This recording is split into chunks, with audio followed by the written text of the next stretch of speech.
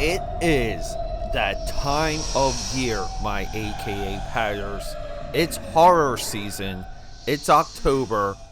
It's the 31 Days of Dread, where we do on this podcast, AKAPAD, the Film Buff Podcast. That's me. We do one horror movie a day for the entire month of October. This year, it's nothing but black and white movies. Let's go. 2005. Call of the Cthulhu. H.P. Lovecraft. This is the monster that cannot be seen.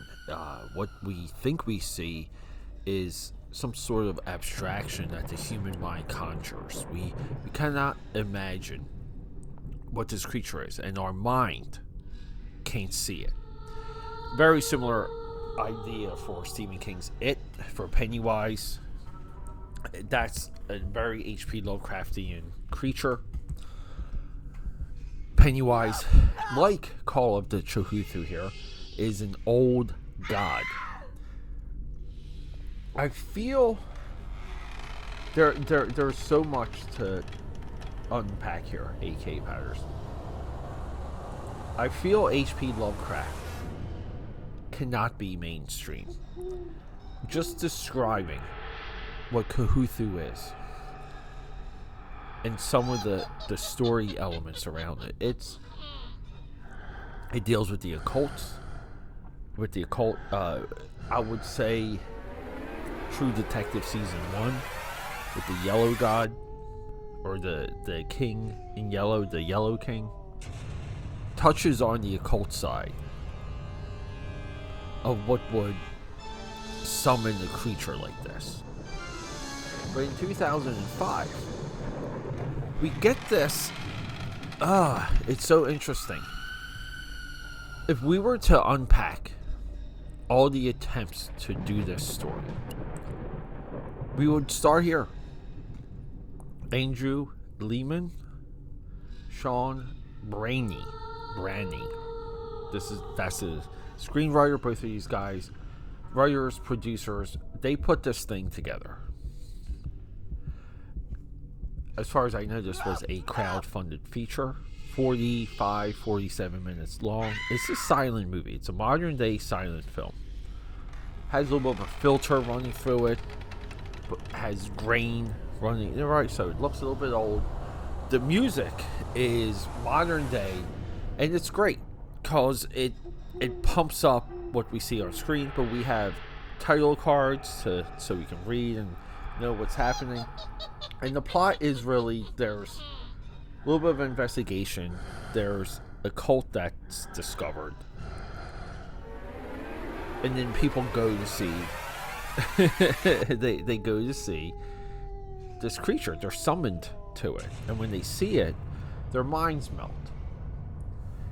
But this creature is the end of days, very much like Zool from Ghostbusters. And I'm using a lot of pop cultural references because I know even with the hardcore of the hardcore fanatics out there, the cinephiles, the cinebuffs, the film buffs like myself, people really into gothic lore and gothic horror, people that read books or read comics, right? Like, let's just say you have a range of entertaining yourself with all of this stuff. H.P. Lovecraft very well still might be a dark side, or like a unexplored side of your knowledge.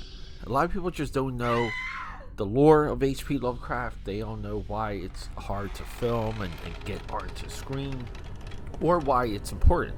The difficulty of adapting H.P. Lovecraft, and this is a adaptation.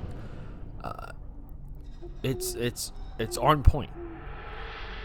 This is a complete experience. I don't think anything should be changed. I would say this is a perfect silent movie. I would say this is one of the top silent movies of all time, just with the subject matter. And they're pulling in some modern day things. Like I said, I think the flow and the choice of the music and just the I would say the volume of the music doesn't quite fit back to those early 1910s, 1920s, 1930s.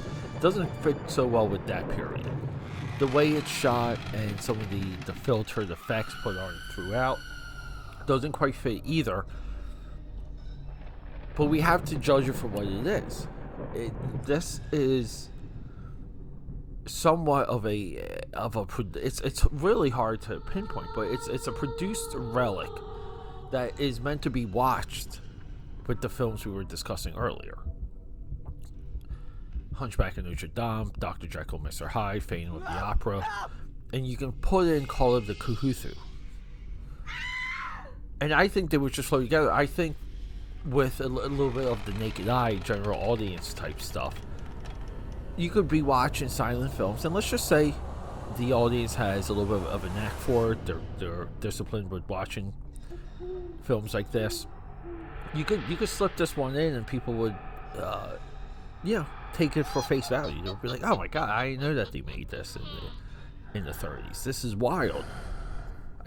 I didn't think it was not going to be until decades later that they made H.P. Lovecraft movies. So it's a manufactured relic that's meant to be the first in the line of study like this, of films like this, of adaptations like this. It's highly interesting. It's significant. It's deep. It's meta. And tying this back to a little bit of what I was trying to say earlier, the world that we live in suggested this movie to me.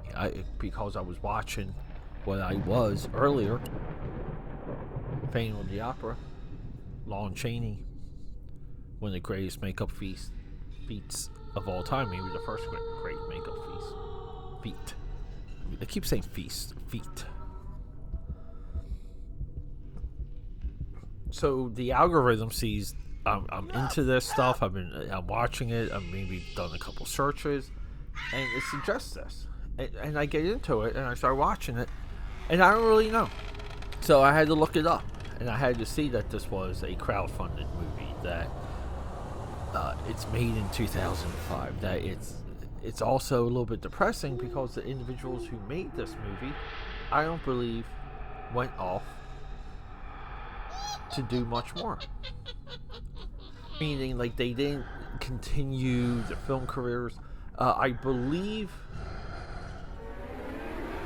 this film is connected a little bit. I think that there's a H.P. Lovecraft like historical society. Some of these guys may have been a part of that, but this movie is about a cult being possessed by the possibilities of this creature.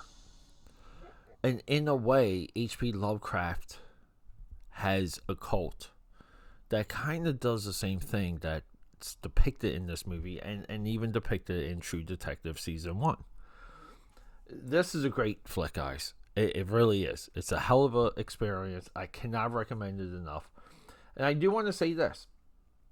When we finally get to see the creature, is it disappointing? Is it this? Is it that?